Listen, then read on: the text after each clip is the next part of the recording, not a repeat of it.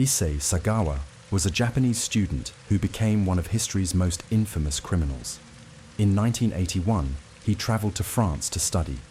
There he met a Dutch student named René Hartevelt. Sagawa developed an obsession with René.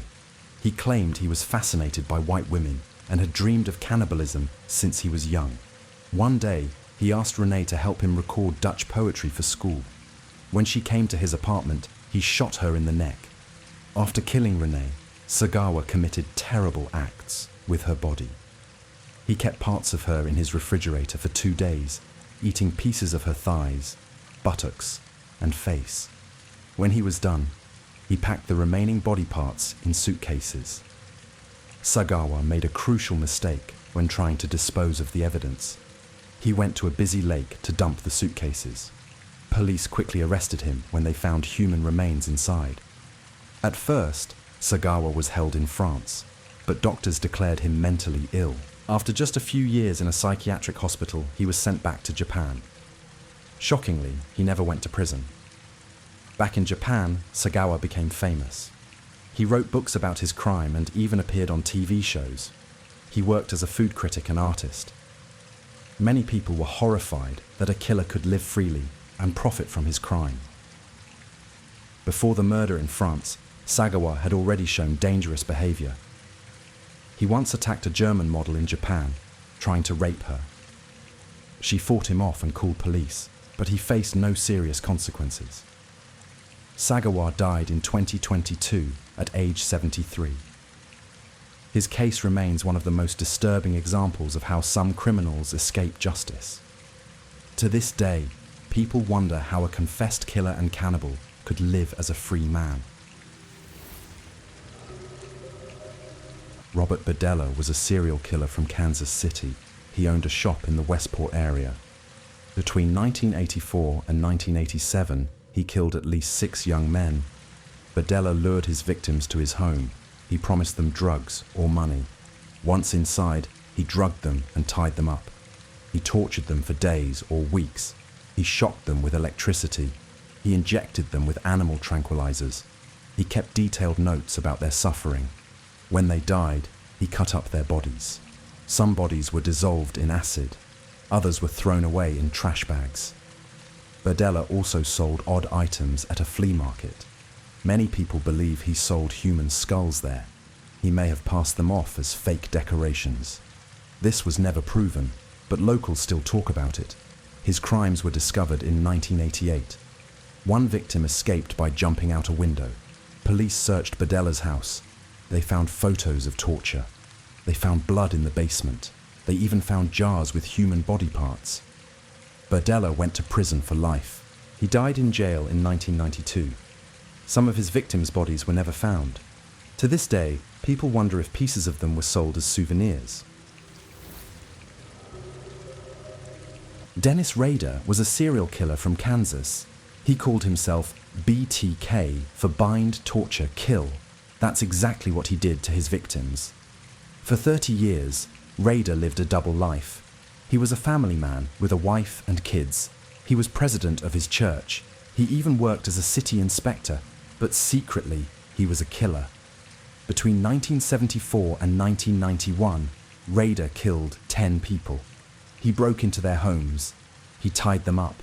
He tortured them. Then he killed them. After each murder, he sent letters to police and newspapers. He bragged about his crimes. Then something strange happened. Rader suddenly stopped killing in 1991. For years, police heard nothing from BTK. Many thought he was dead or in jail. But in 2004, Rader made a big mistake. He started sending letters again. He wanted attention. He sent notes and packages to the media. Then he sent a floppy disk to a TV station. Police traced the disk to Rader's church computer. They found his name in the file details. In 2005, they arrested him at his home. His own arrogance got him caught. Rader confessed to all 10 murders. He described them in disturbing detail. In 2005, he was sentenced to life in prison. He will never be released. Even now, Rader remains one of America's most shocking killers. How could a church leader and father do such evil things? The BTK case proves that monsters can hide in plain sight. This case took place in 2020 in Bareilly, Bihar, India. This teenage girl didn't come home from school, and her family got nervous and went to look for her.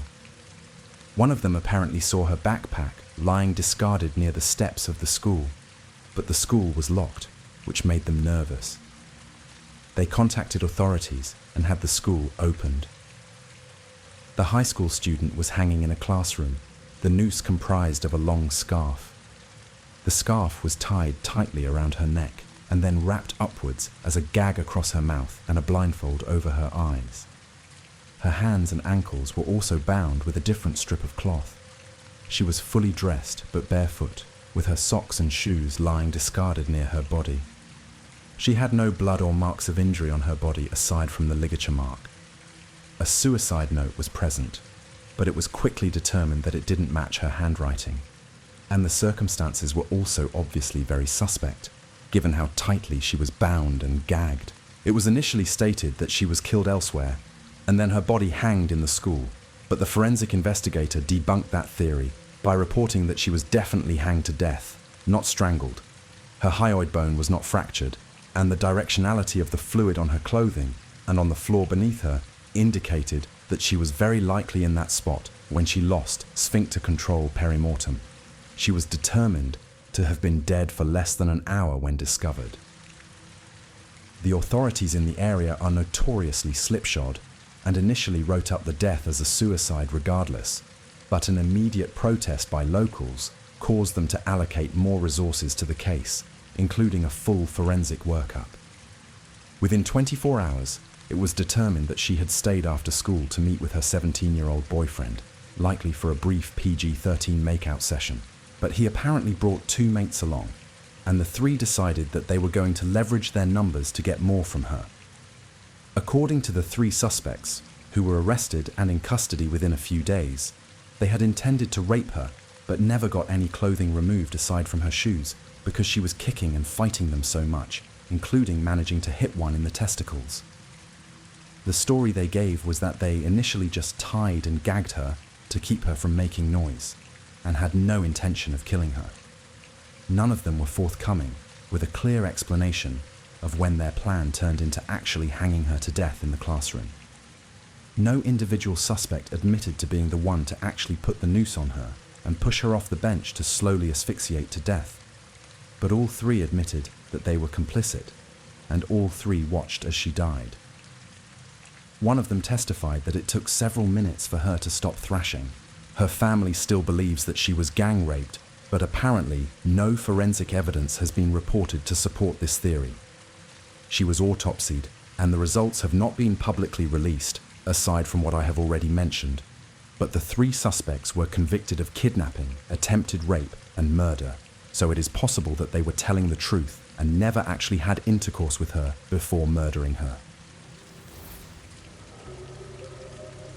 In 2018, the quiet town of Eau Claire, Wisconsin, was shaken by a brutal crime that exposed the dark side of love and deception. 22-year-old Alexander Alex Woodworth was found dead, his life cut short by someone he trusted completely, his own girlfriend, Ezra McCandless. What initially appeared to be a case of self-defense soon unraveled into something far more sinister, a cold, premeditated murder disguised as an act of survival. Ezra McCandless called 911 in a panic, claiming Alex had attacked her and that she had stabbed him in self-defense. At first glance, the scene seemed to support her story: defensive wounds on her body, a knife lying nearby as if dropped in a struggle. But detectives quickly noticed inconsistencies.